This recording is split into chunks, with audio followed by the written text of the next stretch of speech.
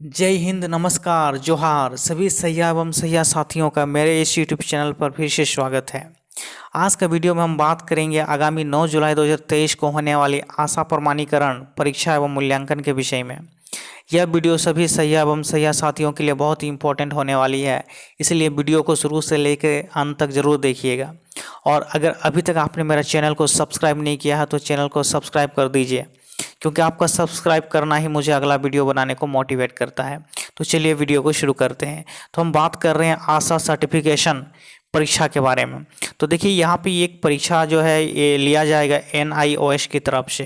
देखिए यह NIOS का मतलब क्या होता है कि ये जो national institute of open schooling है, यानी ये एक इंस्टीट्यूट है जो कि all India valid certificate provide करवाता है। तो अगर आप इस परीक्षा में अगर आप पास कर जाते हैं तो आपको जो है एक ऑल इंडिया वैलिड सर्टिफिकेट मिल जाएगी NIOS की तरफ से, यानी आपका जो है सहिया बनने का जो भागीदारी है वो आपका पक्का हो जाएगा। यानी इसके बाद जैसे मान लीजिए कि सहिया को जो भी सुविधाएं मिलने वाली है वो आपको 100% मिलेगी। और अगर आप ये परीक्षा अगर पास नहीं कर पाते हैं तो हो सकता है कि आगे जो है आने वाली जो है सुविधाएं हैं या जो अगर मानदेय में बढ़ोतरी होती है तो हो सकता है कि आपको जो है वो सारी जो लाभ है सुविधाएं हैं वो आपको नहीं मिल पाएगी। इसलिए मैं जो है सभी सैया और सैया साथियों को यही कहना चाहूँगा कि आप ये परीक्षा जो है किसी भी कीमत पे हर हाल में पास कर लीजिए, तभी आपका जो है सैया बनने का जो भागीदारी है वो 100% फिक्स हो जाएगा। तो अब बात करते हैं कि आप जो ये परीक्षा जो है आप कैसे पास करोगे। तो यहाँ पे सबसे पहले जो है आपको जो है परीक्षा को समझना पड़ेगा कि ये परीक्षा जो है किस तरह से होगी, क्योंकि ये परीक्षा जो है ना ये आपके घर बैठे जो है ऑनलाइन परीक्षा नहीं होगी, क्योंकि इसमें एडमिट कार्ड जारी किया जाएगा NIOS की तरफ से। आपको एडमिट कार्ड में जो सेंटर दिया जाएगा उस सेंटर में जाके जो है आपको लिखित परीक्षा लिखना होगा, आपको ऑफलाइन परीक्षा लिखना होगा और आपको जो है उस परीक्षा में पास करना पड़ेगा। जैसे ऑनलाइन परीक्षा आप घर से बैठ के लिखते हैं तो आप थोड़ा बहुत जो है इधर उधर जो है किसी का भी सहायता से जो है आप परीक्षा दे सकते हो, लेकिन इसमें बिल्कुल भी ऐसा नहीं होगा। यानी आपका नॉलेज है, आपका ज्ञान है, आप कितना पढ़े हैं, कितना जानते हैं, उसके आधार पे ही जो है आपके नंबर आएंगे।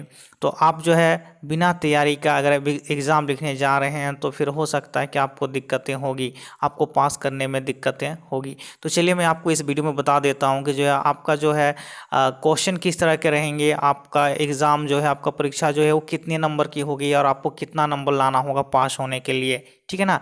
फिर उसके बाद जो है आपके जो उसके बाद आपको जो असेसमेंट हो गया, आपको जो मूल्यांकन होंगे इंटरनल और एक्सटर्नल होंगे वो कैसे होंगे, वो जो है कितने नंबर के होंगे, उसमें आपको कितना नंबर लाना होगा पास करने के लिए। तो मैं इस वीडियो में आपको जो है सारा डिटेल्स बता देता हूँ, ठीक है। तो यहाँ पे अगर बात करेंगे सबसे पहले जो है आपका जो ये जो एग्ज़ाम है, आपका जो ये सर्टिफिकेशन का जो एग्ज़ाम है आशा प्रमाणन के घटक, इसके दो घटक हैं। यानी आपको जो है दो एग्ज़ाम में पास करनी पड़ेगी, यानी आपको 2 बार एग्ज़ाम जो है पास करनी पड़ेगी। तो यहाँ पे बात करते हैं तो सबसे पहले जो है अभी आपका जो है ना घटक 1 पे फोकस कीजिए, अब 2 पे बात हम नहीं करेंगे। यानी यहाँ पे देखिए आप यहाँ पे आप देख रहे हैं कि जो ये जो घटक 1 है इस पे आप फोकस कीजिए, 2 जो है ये अभी आपका बाद में होगा, क्योंकि आप इसको पास कीजिएगा फिर जो है घटक 2 के बारे में जो है आप तैयारी कीजिएगा, उसके बारे में जानिएगा। तो इसमें देखिए लिखा गया है कि इसमें जो है कौन कौन से मतलब जो टॉपिक आएंगे। तो देखिए यहाँ पे लिखा है प्रजनन, मातृ, नवजात, चित्त, किशोर स्वास्थ्य और पोषण और संचारी रोग, यानी ये जो है RMNCH+A मॉड्यूल पर आधारित होगा। इसी टॉपिक के जो है प्रश्न आपको पूछे जाएंगे। अगर आप जो है डिटेल्स में अगर टॉपिक जानना चाहते हैं तो देखिए मैं आपको दिखा देता हूँ कि आपके ये जो टॉपिक यहाँ पे दिए गए हैं, देखिए यहाँ ध्यान से देखिए आपके कौन कौन से जो है कंटेंट होंगे इस एग्ज़ाम में। तो देखिए इसमें शामिल होगा जैसे गर्भावस्था और प्रसव की देखभाल, वो नवजात और शिशु स्वास्थ्य देखभाल सेवाएं, इसके बाद बचपन और किशोर स्वास्थ्य देखभाल सेवाएं, वो फेरी प्लानिंग, निरोधक सेवाएं और अन्य प्रजनन स्वास्थ्य देखभाल सेवाएं, राष्ट्रीय स्वास्थ्य कार्यक्रम सहित संचारी रोगों का प्रबंधन, कॉमन संचारी रोगों का प्रबंधन और एक्यूट के लिए आउट पेशेंट देखभाल, सरल बीमारी और मामूली बीमारी।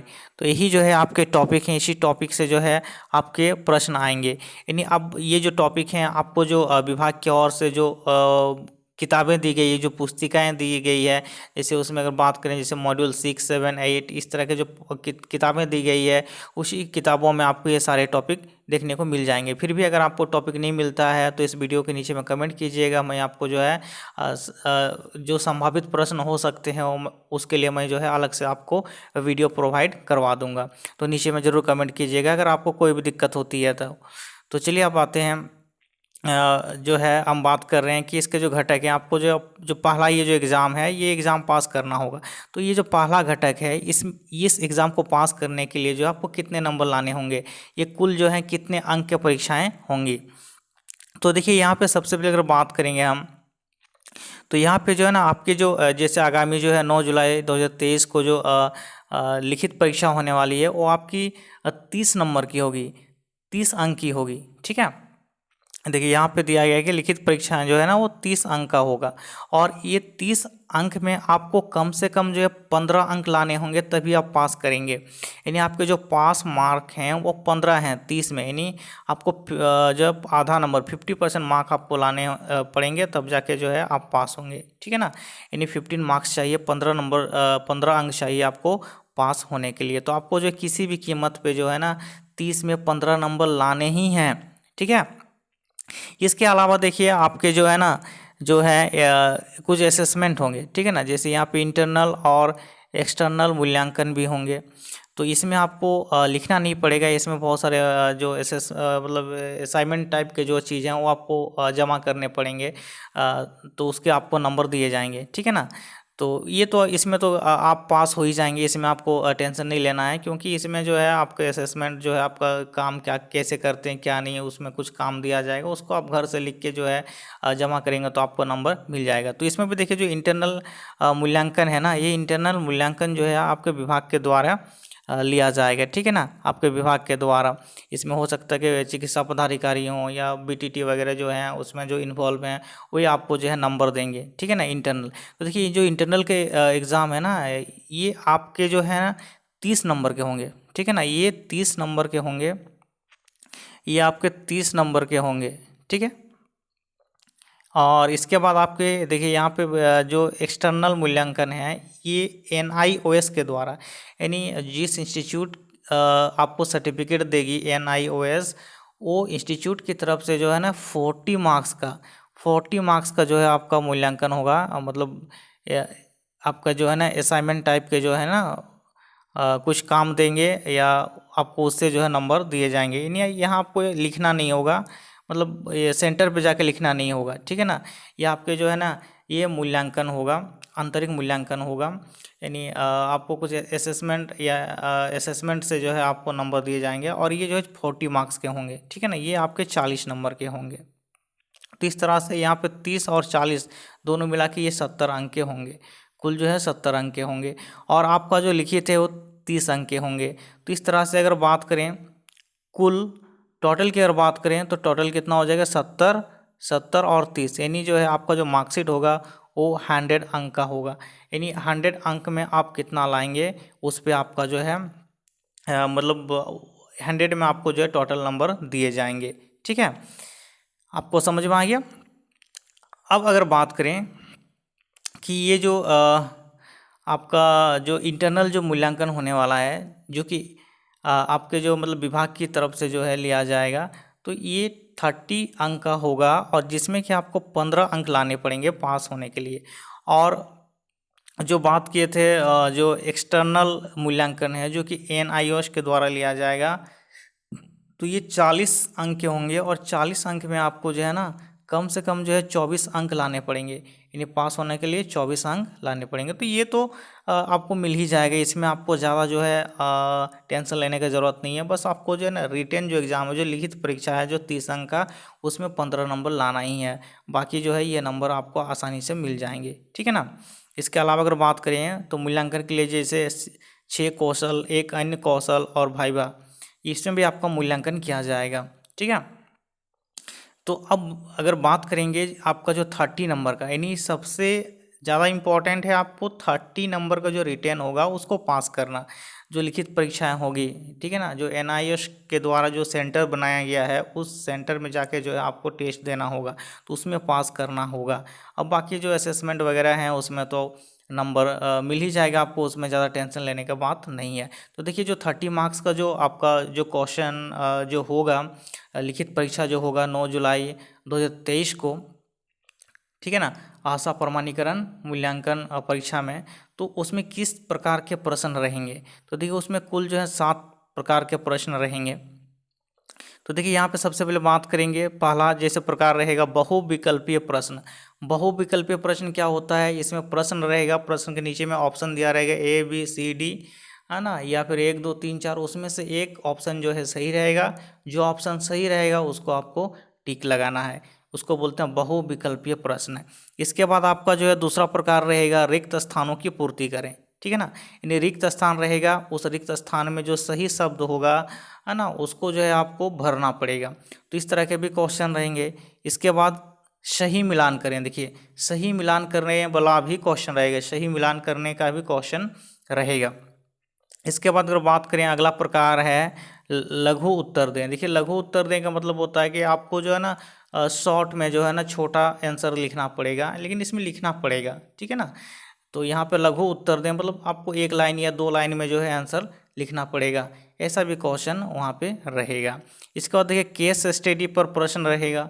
केस स्टडी का मतलब हो गया कि यहाँ पे मतलब क्वेश्चन में जो है ना आपको 3 4 लाइन का जो है कुछ मुद्दा दिया हुआ रहेगा, है ना, कुछ किसी गांव के बारे में जो समस्या के कुछ समस्या का उल्लेख किया रहेगा, और उसी से संबंधित जो है नीचे में प्रश्न दिया रहेगा, उन प्रश्नों का आपको सही से उत्तर देना पड़ेगा, ठीक है, केस स्टडी। इसके बाद अगर बात करें, छठा प्रकार है चरणों को सही क्रम में लगाना। देखिए इसमें क्या होता है कि कोई चीज़ का जो है ना जो सही क्रम होना चाहिए, वो आपको बताना होगा कि पहले जो है कौन सा चरण होना चाहिए। जैसे एग्जांपल के तौर पे मान लीजिए आपको ORS बनाना है, तो उसमें आपको जो है 1 2 3 4 करके जो है ना अलग अलग चीज़ दिखाया जाएगा, और उसमें से बोलेगा कि आप जो है सबसे पहले क्या करोगे। तो आप ORS का पैकेट को फाड़ोगे, तो जो जिसमें दिया रहेगा ORS का पैकेट को फाड़ते हुए, वो आपका पहला चरण हो जाएगा। उसके बाद आप कौन सा चरण करोगे, तो उसको आपको सजाना होगा, 1 2 3 मतलब क्या आना चाहिए, तो जिसको बोलते हैं सही क्रम में लगाना, चरणों को सही क्रम में लगाना, ठीक है ना। फिर भी अगर आपको समझ में नहीं आता है कि मतलब, या फिर समझ में नहीं आएगा कि किस तरह के क्वेश्चन पूछे जाएंगे, तो नीचे में कमेंट कीजिएगा। मैं स्पेशल जो है ये 7 प्रकार का जो प्रश्न है उन पे वीडियो बनाने का कोशिश करूँगा। इसके बाद अगर बात करें, अगला जो है 7 नंबर में सही या गलत, ठीक है ना, आपके जो प्रश्न पत्र होंगे उसमें सही या गलत के भी क्वेश्चन रहेंगे। आपको बताना होगा कि आपके वहाँ जो क्वेश्चन दिया गया है, जो कथन दिया रहेगा वो सही है या गलत है।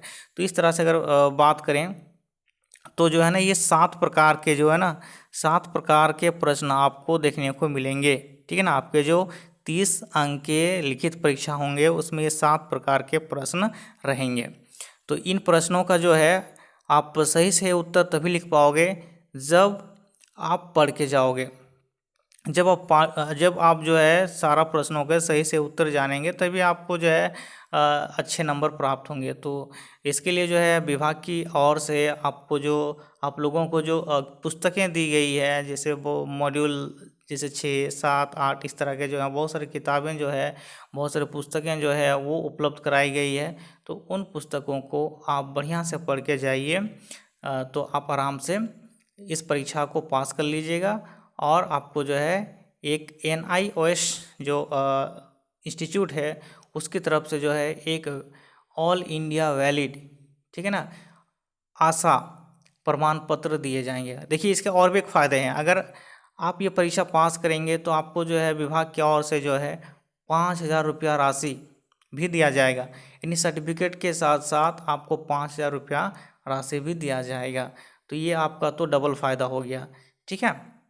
तो इस तरह से आप जो है परीक्षा की तैयारी में लग जाइए, क्योंकि अभी बहुत ही कम टाइम बचा हुआ है।